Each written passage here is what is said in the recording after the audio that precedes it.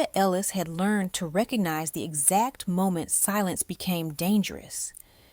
It wasn't the absence of sound that frightened her. It was the weight of it, the way the air thickened, the way her body braced before her mind caught up. Seoul hummed outside the apartment windows, traffic and neon and late-night life pressing against the glass. But inside, everything had gone still. Too still. She stood in the bathroom, door locked, light off, spine pressed to cold marble. Her phone trembled in her hand, not because she was weak, but because her body knew what was coming before she allowed herself to name it. Daniel hadn't followed her yet. That was the problem. Her breathing came shallow, controlled in the way she'd practiced professionally, clinically. Inhale through the nose, hold, exhale slow. She taught clients how to ground themselves through panic. She had built an entire career around staying present in other people's fear. But tonight, fear was personal. Her wrist throbbed, dull now, blooming beneath the skin. She hadn't noticed when it happened. She never noticed in the moment. Adrenaline had a way of negotiating with pain, delaying it until safety arrived. If safety arrived. She slid down the wall, sitting on the floor, knees drawn to her chest. The bathroom smelled faintly of eucalyptus and antiseptic. Order, cleanliness, control. Things Daniel admired until they stopped serving him. Outside the door, the apartment remained quiet. Her phone screen lit her face in the dark. She opened the message thread she had never wanted to use like this. Doctor, the name blurred. Tears welled before she gave herself permission to feel them. Her thumbs hovered, then moved. He's going to kill me. The words looked dramatic, final, honest. She swallowed, heart slamming hard enough to make her dizzy, and added more. He's not himself. I locked the bathroom door. I don't know what to do. She stared at the message for half a second, long enough to consider deleting it, then sent it. A sound outside the door made her flinch. Footsteps. Slow, deliberate. Maya. Daniel's voice carried easily through the apartment, calm in the way that always preceded violence. Open the door. Her muscles locked. She pressed her palm over her mouth to keep from making a sound. I just want to talk, he continued. You're overreacting. The handle didn't move yet. He was testing, waiting for her to break first. Her phone buzzed. She gasped softly, eyes flying to the screen. Who is this? Her breath caught. This wasn't her therapist's number. Her pulse roared, confusion slicing through panic. She typed quickly. I'm sorry. I think I texted the wrong number. Please ignore. Outside, the door handle rattled once, harder this time. Maya, Daniel snapped. You think a lock will stop me? Her throat tightened painfully. Her phone buzzed again. Don't move. 2 words. No. Explanation. No apology. Her mind rejected it immediately. A stranger. A wrong number. A coincidence layered on top. Before we continue, let me ask you a question. Where are you watching us from? Let me know in the comments section. All right, let's get back to our story of chaos. And yet, something about the command cut through her fear with unnatural clarity. Please, she typed, hands shaking now. I'm in danger. I didn't mean to text you, but I don't know who else to. The door shook as Daniel slammed his shoulder into it. The lock groaned, cheap wood splintering slightly. Her breath fractured. Her phone lit up instantly. Where are you? Her instinct screamed not to answer. Her training told her to stay rational. Her body, exhausted from years of calculation, chose survival. Seoul, Hanam Dong. The reply came almost immediately. Stay where you are. Another message followed. I'm coming. The certainty of it did something reckless to her chest. Hope. She curled inward, phone pressed against her sternum, as if proximity alone could protect her. The bathroom door rattled again. Daniel laughed softly on the other side. You always push me to this, he said. You know that, right? The words slid over her without landing. Her focus tunneled. Then, footsteps in the hallway outside the apartment. Not Daniel's. Male voices. Low. Controlled. Daniel froze. What the hell? A knock echoed through the apartment. Not aggressive. Not rushed. Commanding. A voice followed. Calm. Unraised. Lethal in its restraint. Open the door. Daniel scoffed. Who are you supposed to be? Silence. Then the sound of the front door being forced open. Clean, efficient, final. Maya screamed. She heard shouting. Daniel's voice pitched high with panic. Another voice cut through it. Steady, cold, unhurried. She didn't see what happened. She didn't need to. The bathroom door opened. A man stood there she had never seen before. Tall, impeccably dressed. Blood flecked across his knuckles like an afterthought, not a wound. His presence filled the small space without crowding it. Power coiled beneath stillness. His eyes found hers instantly. Maya Ellis, he said, voice low and even. You're safe now. Her knees buckled. She didn't remember standing. Only that suddenly she was swaying, breath coming too fast, as he stepped closer, not to grab her, not to pull her, but to steady her with a hand that stopped just short of contact. He waited. That restraint hit her harder than force ever could. Behind him, Daniel was on the floor, pinned effortlessly by another man. Fear had stripped him of arrogance, leaving only something small and desperate. Maya couldn't look at him. She looked at the stranger instead. You texted the wrong number, he said quietly, but you were heard. Her lips parted. No sound came out. I'm Park Jae-hyun, he continued. I need you to come with me. The words should have terrified her. Instead, they grounded her. What about him? She whispered, nodding faintly toward the living room. Jae-hyun didn't turn around. He won't touch you again. Not, I'll make sure. Not, I'll try. Final. She nodded once. Jae-hyun turned slightly, positioning himself between her and the rest of the apartment, his body a deliberate barrier. She registered, distantly, how natural it looked, how practiced. Outside, the night air was cool against her flushed skin. Black cars waited, engines idling softly. Power made quiet, she realized. Inside the vehicle, the door closed with a muted thud that sounded like separation, like a line drawn. She stared at her reflection in the dark window. Her eyes looked different, sharper, awake. Jae-hyun sat across from her, posture relaxed, gaze on the city, not on her, giving space without withdrawing presence. Where are you taking me? She asked. Somewhere you can breathe, he replied.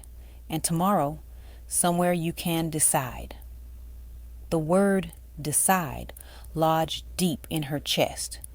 As the car moved through Seoul's illuminated streets, Maya felt something unfamiliar unfurl beneath the fear.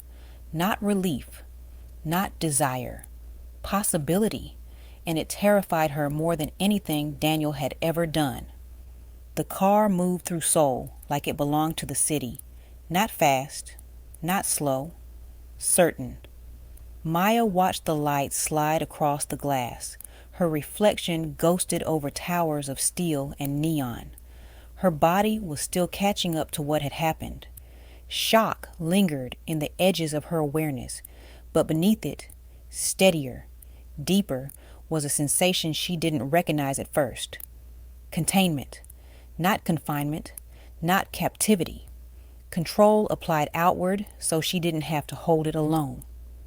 She became acutely aware of Park Jae-hyun's presence across from her. Not because he stared, he didn't, but because he didn't fidget, didn't check his phone, didn't perform reassurance. He simply existed in the space with her, solid and immovable, as if nothing in the world could breach this moment without his permission. It made her chest loosen in a way that felt dangerous. "You're shaking," he said quietly. She looked down, surprised to find it was true. Her hands rested in her lap, fingers trembling faintly. "I didn't notice," she admitted. "You don't have to stop it," he replied. "Your body is recalibrating." The word landed differently than calm down ever had. Recalibrating implied intelligence, purpose, not weakness. She inhaled slowly, letting the tremor move through her instead of fighting it.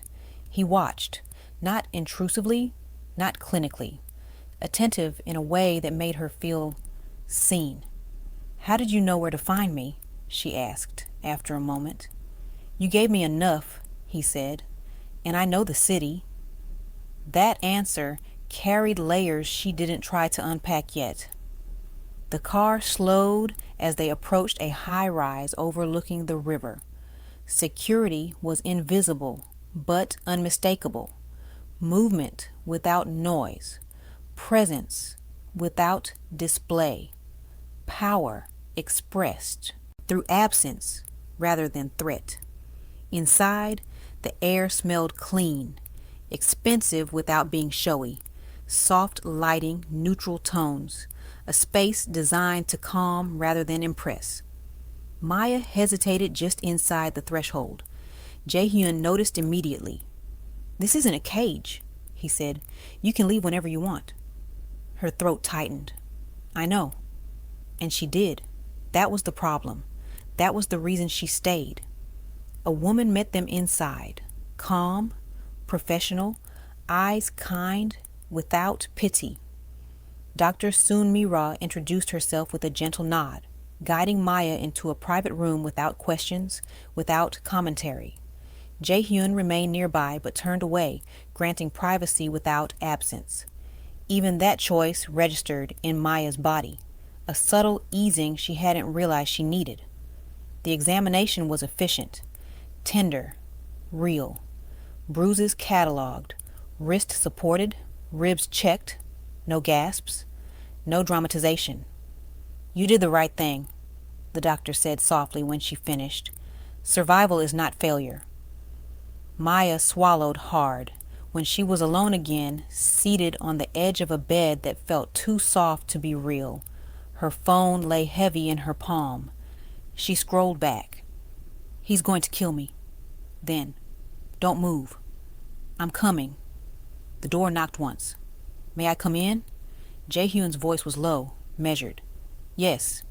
He entered slowly, jacket removed now, sleeves rolled back just enough to expose forearms marked not by tattoos but discipline. He stopped a respectful distance away, hands relaxed at his sides. "I'll have someone outside your door all night," he said. "No one enters without your permission, including me." Something warm flickered through her chest. Not gratitude, something more charged. "Thank you," she said. He held her gaze a beat longer than necessary, not staring, assessing. "Rest," he said. "Tomorrow you choose what happens next." The door closed softly behind him. Maya slept, not deeply, not dreamlessly, but without fear. When she woke, the silence didn't press against her chest. It didn't signal danger. It simply existed. She sat up slowly, cataloging sensation, soreness, stability, no panic spike, safety, her body whispered. And for the first time, it didn't feel like a lie. A note on the bedside table, pain relief, water, thoughtfulness without intrusion. She dressed and stepped into the living area just as Jae-hyun appeared, already composed, already alert. He looked like a man who had not slept because sleeping was optional when control was required. "You slept," he observed. "Yes," she replied. "I didn't think I would." He nodded, as if that mattered more than anything else. Breakfast overlooked the river. They ate in silence at first, not avoidance, but intention. She became aware of small things, the way he waited for her to sit before taking his seat, the way he never crowded the space between them. Finally, she spoke. "You knew my name. You texted it," he said, apologizing. Her lips curved faintly despite herself. "You could have ignored me." "Yes." "Why didn't you?"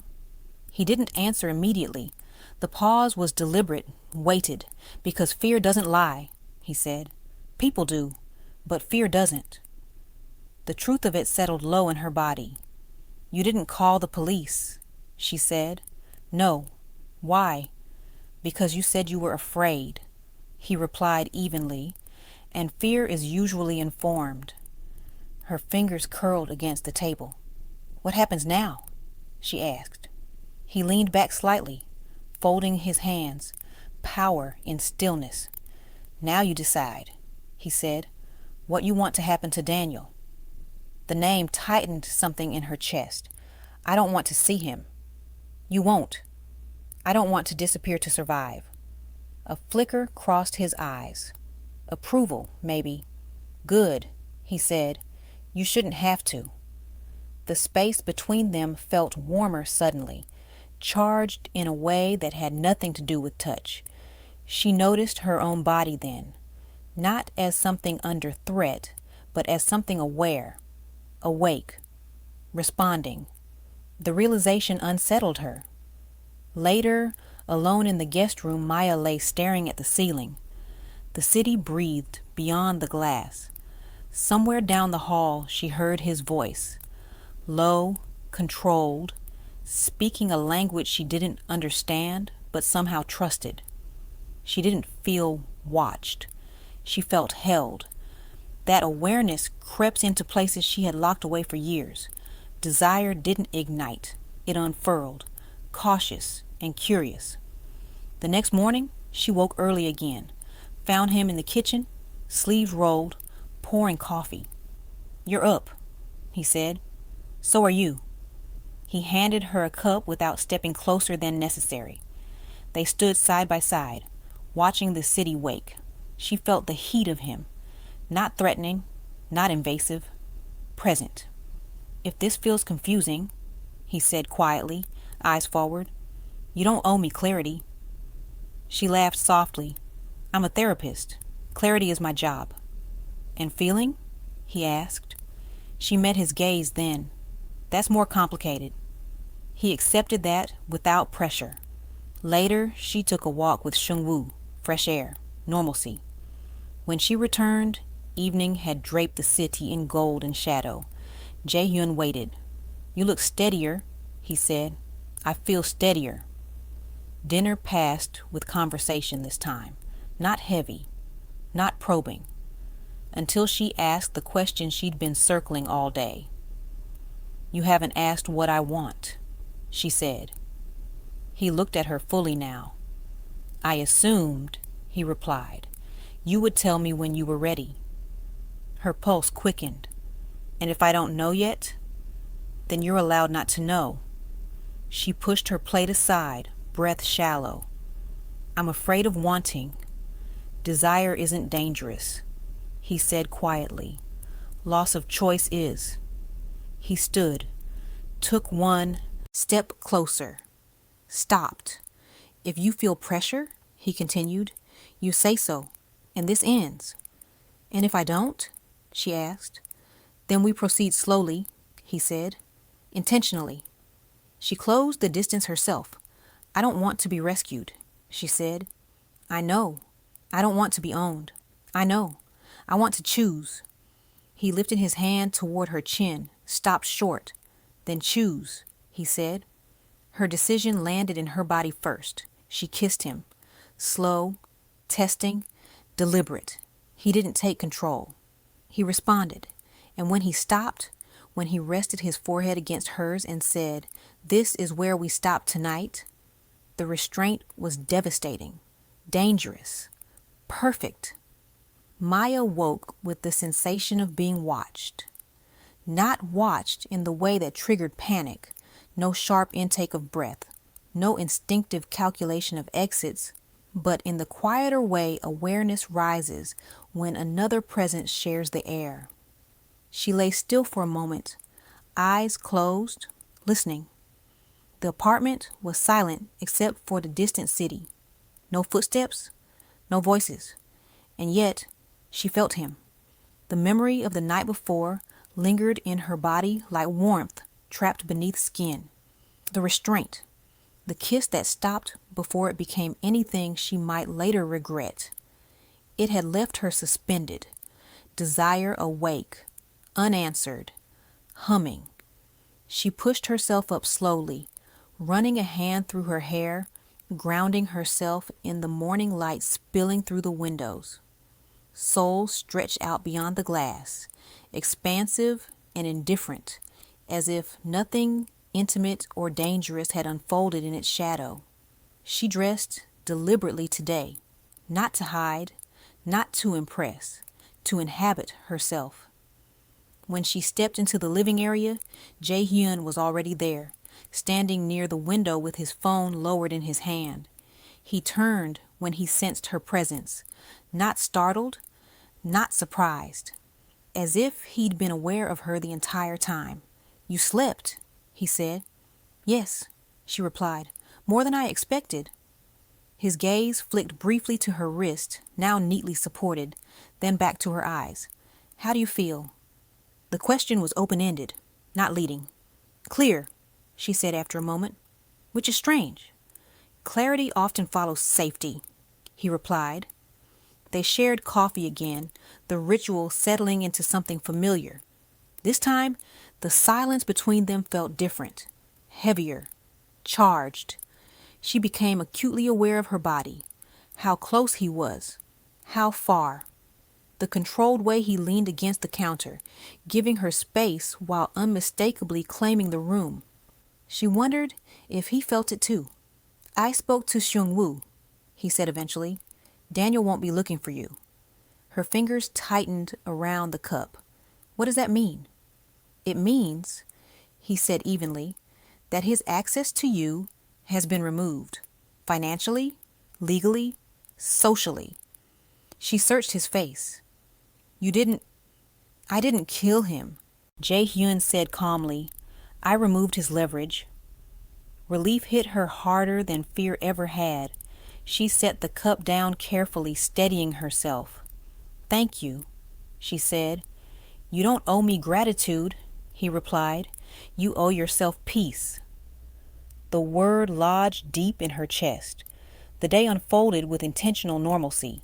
She answered emails, took a call from a colleague, her voice steady, professional. Life, re-entering gently rather than crashing back in. Jae-hyun moved in and out of the space, always aware, never hovering. Every time he passed, the air shifted subtly, awareness flaring low and slow in her body. In the late afternoon, rain began to fall, streaking the windows with silver lines. Maya stood watching it, lost in thought, when she felt him behind her. Not touching, just there. "You're leaving," he said softly. She nodded. "Soon. I can't stay suspended forever." "No," he agreed. "You shouldn't." She turned to face him. "But I don't want this to exist only because I was afraid." His eyes darkened, not with hunger, but with something deeper, intent. "Neither do I," he said. The space between them closed naturally. No words guided it. His hand came to her waist, firm but respectful, anchoring rather than claiming. Her palms rested against his chest, feeling the controlled power beneath calm. Their kiss deepened, not rushed, not desperate. Heat built slowly, deliberately. When his lips brushed her jaw, her breath hitched, but he stopped again, forehead resting against hers. Tell me to continue, he said quietly. Her answer came without hesitation. Stay. It was enough. He wrapped his arms around her fully this time, holding her with a steadiness that made her eyes close. Not possession, presence. She breathed him in, letting herself be held without calculating cost. Later, alone in the guest room, her phone buzzed. A message from her therapist. I got your message late last night. Are you safe? Maya stared at the screen, heart steady but alert. I am, she typed back. I'll explain. She set the phone down just as a knock sounded at the door. Maya, Jae-hyun said. May I come in? Yes. He entered slowly, deliberately, as if crossing a threshold that mattered. He didn't touch her immediately. He simply looked, focused, restrained. I wanted to be sure, he said, that you don't feel rushed. I don't, she replied. I feel awake. He stepped closer. Still no touch. What do you feel? He asked. She exhaled. Curious, drawn, a little afraid, but not of you. His jaw tightened slightly. Fear isn't always wrong, he said, but it shouldn't be the reason you stay. I'm staying because I want to, she said, and because wanting doesn't feel dangerous anymore. He reached for her then, hands warm and steady, cupping her face gently. His thumb brushed her cheek, slow, exploratory. Their kiss was unhurried, deepening without urgency. Every reaction of hers mattered, every pause, every breath. When he stilled, forehead resting against hers, his voice was low. Still with me? Yes, she whispered. They moved together toward the bed without speaking. When they lay down, it was with tenderness that felt almost dangerous in its intensity. Time stretched, thick and intimate.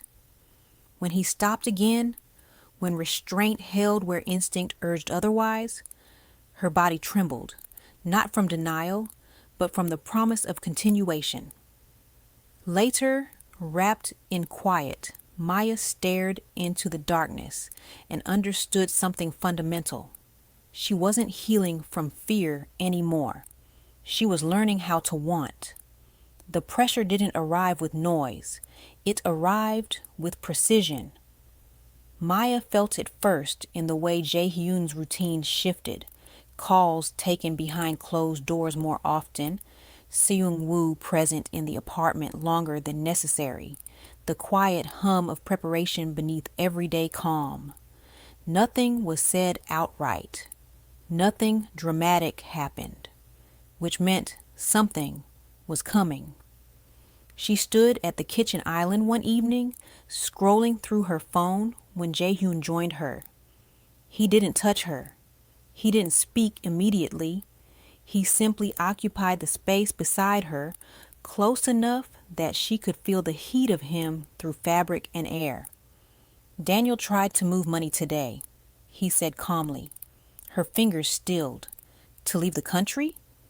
To test whether he could, Jae-hyun replied. And? She asked. He can't. She looked up at him then. What did you do? He met her gaze steadily. Enough. The answer was intentionally incomplete. A week ago, that would have unsettled her. Tonight, it did something else entirely. It sharpened her awareness of him, not as a savior, not as a shield, but as a man who operated comfortably in morally gray terrain, and who trusted her enough not to sanitize it. Is this going to escalate? She asked. Yes, he said without hesitation. Briefly. Her breath deepened. And my role? That's your choice, he replied. You can remain insulated or informed. She considered that, feeling the familiar edge of fear, but also the unfamiliar pull of agency. Informed, she said. His eyes darkened slightly, not with approval, with respect. They didn't speak about it again that night, but something between them shifted, an alignment deeper than desire, trust edged into intimacy in a way that made her acutely aware of every glance, every near touch. Later, in the quiet of her room, she lay awake, replaying the conversation, the danger, the restraint, the way he had offered her truth instead of comfort. It was intoxicating. The next day unfolded with deceptive normalcy. Maya worked remotely, took a call from her therapist, careful, honest, grounded. She didn't mention Jae-hyun by name yet. Some things needed time to settle before being spoken aloud. By evening, tension hummed low and constant. She found Jae-hyun on the balcony, city lights igniting below them. He leaned against the railing, jacket off, sleeves rolled, posture relaxed in a way that belied the calculations moving behind his eyes. "You're thinking," she said. "So are you," he replied. She stepped closer, resting her hands on the railing beside him. The proximity sent a slow pulse through her body, not urgent, not frantic, focused. "If this gets dangerous," she said quietly, "I don't want to be kept in the dark." He turned to face her fully. "You won't be. And if I tell you to stop something," she continued. "I will," he said immediately. No hesitation. The certainty of it settled deep. She searched his face, then nodded. "Okay." They stood there in silence, the city breathing beneath them. Her shoulder brushed his arm. Accidental, uncorrected.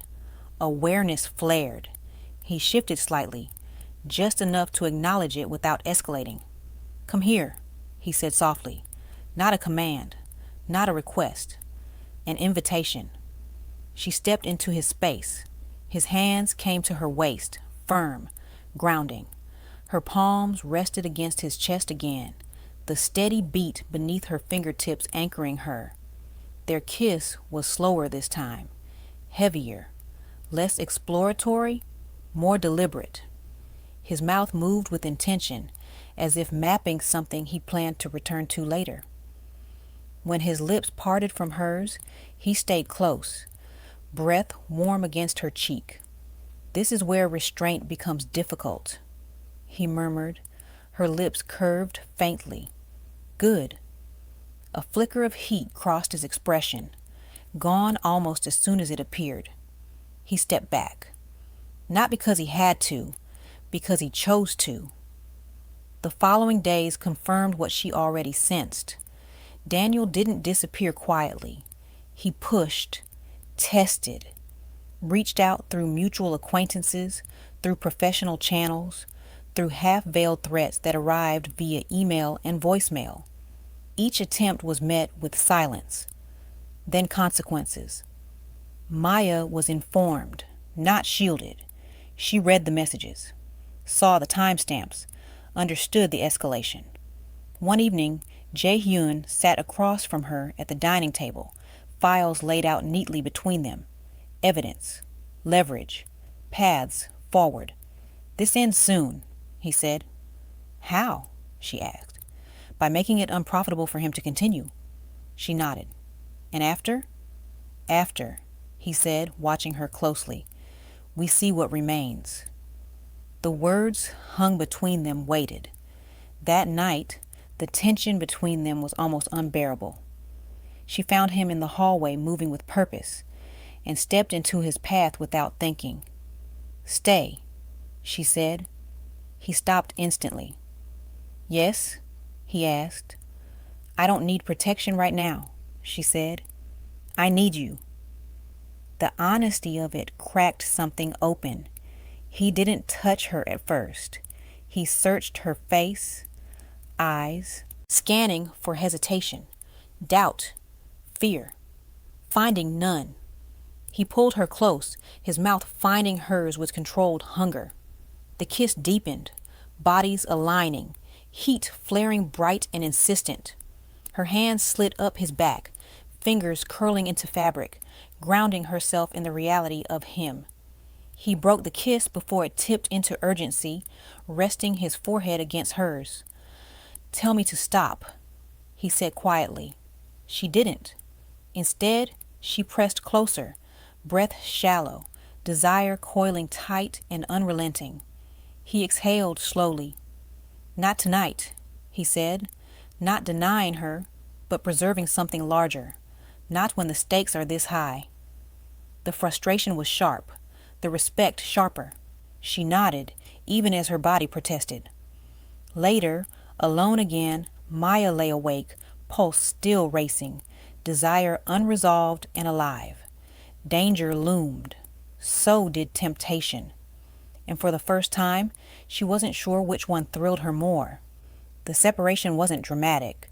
There were no raised voices, no ultimatums, no final kiss framed like a promise or a goodbye. That would have cheapened what was happening between them. Instead, it arrived quietly, like most decisions that mattered. Maya packed her bag in the guest room with deliberate calm, folded clothes, charged her phone, grounded herself in the mundane logistics of leaving while something far more volatile stirred beneath her skin. She wasn't running. She was choosing distance. Jae-hyun stood in the doorway, arms crossed loosely, watching without interfering. He hadn't tried to stop her. He hadn't asked her to stay. That was the problem, and the reason this was harder than anything Daniel had ever done to her. "You don't have to go," he said evenly. "I know," she replied. "That's why I am." His gaze sharpened slightly. Not displeasure, recognition. "If I stay right now," she continued, forcing herself to keep eye contact, "this becomes easier than it should be. And I don't want to wake up one day wondering if I chose you because I wanted you, or because you made me feel safe when I couldn't do it alone." Silence stretched between them, heavy but clean. "You think I would let that happen?" he said quietly. "I think you wouldn't mean to," she said, "and that's exactly why I have to leave for a while." He nodded once. No argument. No persuasion. "When?" he asked. "Tonight." A flicker crossed his expression. Something sharp, quickly buried. "I'll have a car take you," he said. "No," she replied immediately. "I'll go on my own." Another pause. Then, "All right." They stood there for a moment, suspended. The air felt dense with unspoken desire, unspent tension, all the words they were choosing not to say because saying them would change everything. She stepped closer, not to provoke, to acknowledge. "I'm not disappearing," she said, "and I'm not closing this door." "I know," he replied. She searched his face. "Will you be here when I come back?" "Yes," he said without hesitation. The certainty sent a quiet tremor through her. They didn't kiss. If they had, she might not have left. The drive back to her apartment felt different this time. Familiar streets, familiar lights, but her body no longer braced for impact. She unlocked the door, stepped inside, and closed it behind her with steady hands. Alone, not lonely. The first night was the hardest. Not because of fear, Daniel remained conspicuously absent, but because desire had nowhere to go. Her body was alive with it, tuned to a man who was no longer in the room, whose presence lingered like an imprint. She slept badly. The days that followed forced her into routine. Sessions with clients, calls with her therapist that finally included truth without deflection. Long walks through the city, reclaiming spaces that had once felt hostile, and always him, not physically, not intrusively, in absence. She noticed it in the way her attention sharpened around men who moved with quiet authority and dismissed them instantly because they weren't him. In the way her body reacted to restraint now, to patience, to control that wasn't loud or performative. He didn't text her. That mattered. If he had, she might have folded. Instead, he let the distance do its work. Weeks passed. Daniel's presence faded into administrative memory, emails unanswered, attempts at intimidation met with silence that carried consequences. The danger receded, not dramatically, but definitively. One evening, after a particularly long day, Maya found herself standing on her balcony, city lights glittering below. She realized she wasn't thinking about survival anymore. She was thinking about alignment. Her phone buzzed. A message. Unknown number. Are you still choosing distance? Her breath caught, not with fear, but recognition. She didn't ask how he had this number. She didn't need to. I am, she typed back, but not separation. The reply came a minute later. Good. Her body reacted instantly, heat blooming low and insistent. They didn't exchange anything else that night. That was his control, knowing when to stop. The next weeks unfolded in a careful dance. Occasional messages, sparse, intentional, never demanding, never apologetic. Enough to stay present, not enough to claim. When they finally met again, it wasn't at the penthouse. It was neutral ground. A quiet hotel bar overlooking the river, understated and discreet. Maya arrived first, nerves humming beneath composure. When Jae-hyun walked in, the room seemed to recalibrate around him. He didn't approach immediately. He caught her eye across the space, held it for a moment, silent communication passing between them, then joined her at the bar. Hello, Maya, he said. Hello, she replied, pulse quickening. They ordered drinks, sat side by side, not touching. The restraint was palpable, deliberate. You look different, he said. So do you. Better? He asked. More honest, she replied. He nodded. You sound steadier. I am, she said. I didn't come back because I needed safety. Why did you come back? He asked. She turned toward him fully. Because I want you, and because wanting no longer feels like surrender. Something dark and intent flickered behind his eyes. That matters, he said. They left together without ceremony.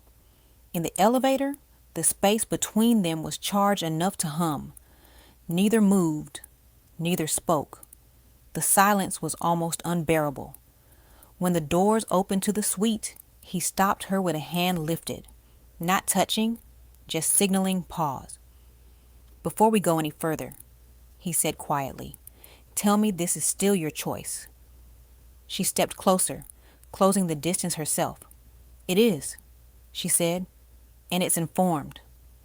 He lowered his hand, finally touching her, fingers warm at her wrist, grounding her. That night was different, not urgent, not reckless, deliberate. They didn't erase the tension. They refined it. Every kiss carried weight. Every pause mattered. Desire was no longer something to survive. It was something to navigate. When she lay awake afterward, his arm heavy and steady around her, Maya realized something with startling clarity. This wasn't a detour from her life. It was a recalibration. And whatever came next would not be simple. The city felt closer now, not louder, closer, as if Seoul had folded inward around them, narrowing the space between intention and consequence. Maya noticed it the moment she stepped back into Jae-hyun's world. Not the penthouse this time, not the controlled isolation of safety, but movement, meetings, transitions, power in motion. This was the part of his life he hadn't invited her into before. He didn't announce it. He didn't frame it as a privilege. He simply didn't hide it anymore. They moved through the evening side by side, not touching, not separate. The distance between their bodies was deliberate, measured in inches, not absence. Enough to feel each other's heat, enough to choose restraint over instinct. In the car, his presence pressed in on her senses. The scent of him, clean, understated. The quiet authority in the way he spoke to the driver. The way his knee hovered close to hers without contact, awareness coiled and waiting. "You're quiet," he said. "I'm observing," she replied. "This version of you." "And?" he asked. She turned her head slightly, meeting his gaze. "You don't soften power, you organize it." Something unreadable passed across his face. "That's not admiration," he said. "No," she agreed. "It's understanding." They arrived at a private residence overlooking the river, temporary, understated, secure. Not a home, a node, a place between decisions. Inside, the air felt charged, the kind of quiet that followed action rather than anticipated it. He removed his jacket, set it aside with precision.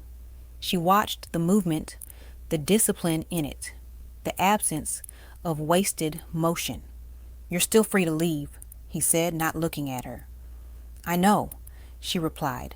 He turned then, finally facing her fully. "And you're still choosing to stay," he said. "Yes." The word landed between them like a deliberate step forward. They stood close now, close enough that her body registered him without confusion. Heat, gravity, intent. She didn't flinch. She didn't retreat. "This changes things," he said quietly.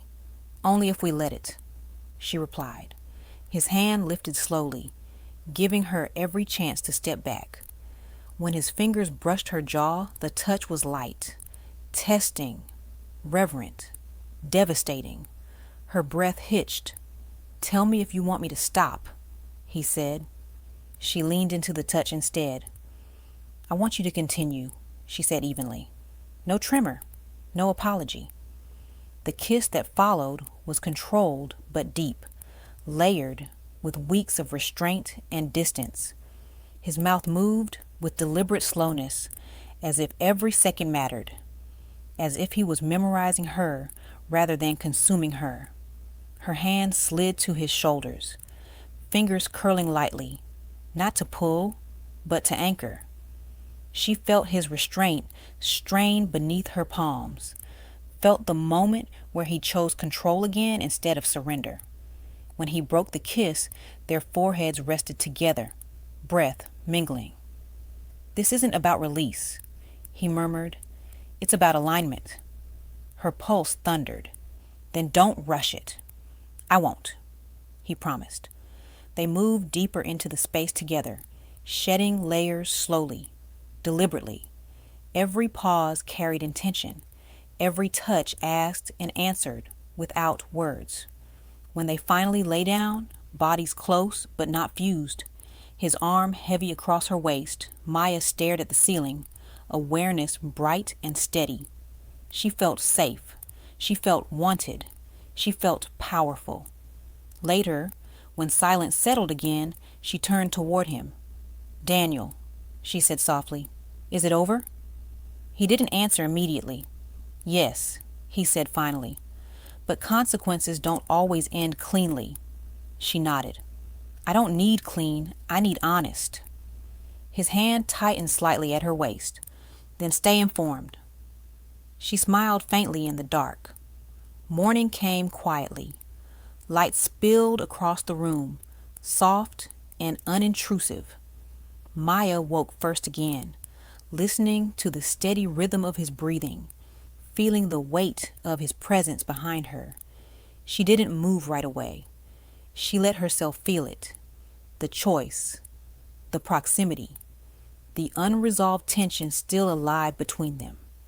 Desire hadn't been extinguished. It had been refined. When she finally turned to face him, he was already awake, watching her. "You're thinking again," he said. "So are you." "About what?" he asked. She traced the edge of his collarbone lightly, exploratory, unhurried. "About what this becomes if we don't define it too quickly." His eyes darkened, intent sharpening. "And?" he asked. "And I don't want resolution yet," she said. "I want momentum." A slow smile touched his mouth. "That can be arranged." Later that day, as they stood by the window watching the city move below them, Jae-hyun's phone buzzed. He glanced at the screen, expression shifting subtly. "What is it?" she asked. "An opening," he said, "and a complication." Her body responded instantly, not with fear, but with focus. "Does it involve me?" she asked. He turned to her fully. "Only if you choose." She didn't hesitate. "Then I choose," she said. The look he gave her then was different from anything she'd seen before. Not protective, not restrained, intent. And in that moment, Maya understood with startling clarity. Whatever came next would not be about survival. It would be about power, shared, contested, and dangerously intimate. The call came just after midnight. Not loud, not urgent, precise. Jae-hyun didn't answer it immediately. He stood by the window, city lights cutting sharp lines across his face, phone vibrating once more in his hand before going still. Maya watched him from the sofa, knees drawn up, senses alert. That restraint again. "What is it?" she asked. He turned, gaze locking onto hers with an intensity that made her spine straighten. "Daniel is no longer the problem," he said. Her chest loosened, then tightened again. "Then what is?" He crossed the room slowly, deliberately, stopping a few feet from her, close enough that she felt the shift in air, close enough that her body responded before her mind fully processed the words that followed. "The message you sent," he said quietly. "The one that reached me." Her breath caught. "What about it?" "You weren't the only person it reached," he said. "Just the only one who responded first." The silence that followed was not empty. It was loaded. Maya rose slowly to her feet, heart steady but alert. "Someone else saw it." "Yes." "Who?" Jae-hyun studied her for a moment, weighing something. Not whether to tell her, but how much. "Someone who understands leverage," he said. "And stories." A chill traced her spine. Not fear exactly. Awareness. "Am I in danger?" she asked. "Not yet," he replied. "But you are visible." She nodded once. "Then I don't want to be protected from that." His eyes darkened. "That choice carries weight." "I know," she said. "I'm not new to consequences." They stood there, the gravity between them shifting. This wasn't about escape anymore. It was about entry into a wider arena neither of them could pretend didn't exist. He stepped closer, not touching, letting the decision land. "If you stay with me," he said, voice low, "this won't just be about us." "When was it ever just about us?" she asked. A faint, dangerous smile touched his mouth. He lifted his hand, brushing a strand of hair back from her face. Slow, deliberate, intimate enough to make her breath hitch. "You're right," he said. "It never was." She leaned into the touch, grounding herself in the sensation. "Then stop pacing this like I'm fragile." "I'm not pacing it because you're fragile," he replied. "I'm pacing it because once we move forward, we don't step back." Her pulse thrummed low and steady. "Good," she said. "I don't want to."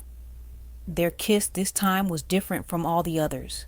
Still restrained, still controlled, but no longer tentative. It carried intent, direction, a promise without language. When they parted, foreheads resting together, his voice dropped, even lower. "There are people who will try to use you," he said. "Your fear, your story, your proximity to me." "And what will you do?" she asked. "I'll let them try," he said calmly, "and I'll decide who pays for it." The words should have frightened her. Instead, They grounded her. She stepped back, not away, but into herself, meeting his gaze with equal steadiness. "And what do I do?" she asked. He watched her carefully, as if this answer mattered more than any other. "You decide when you stop being collateral," he said, "and start being a variable." A slow, dangerous warmth spread through her chest. "I already have," she said. Outside, the city moved on, unaware that lines had shifted, that a new alignment had formed quietly above it. Not loud enough to draw attention, not small enough to be ignored. Later, lying beside him in the dim quiet, Maya stared at the ceiling, mind awake, body calm. Desire still pulsed between them, unresolved, sharpened, alive, but now it shared space with something else. Momentum. She turned slightly, her fingers tracing the edge of his hand, not claiming, not asking. A reminder. "This doesn't end cleanly," she said softly. "No," he agreed. "It escalates." She smiled faintly in the dark. "Then we'll pace it," she said. "On purpose." He tightened his grip just enough to acknowledge the truth of it. Somewhere below them, Seoul breathed, vast, indifferent, full of watchers and doors not yet opened. And Maya Ellis understood with absolute clarity that her life had not been saved. It had been activated.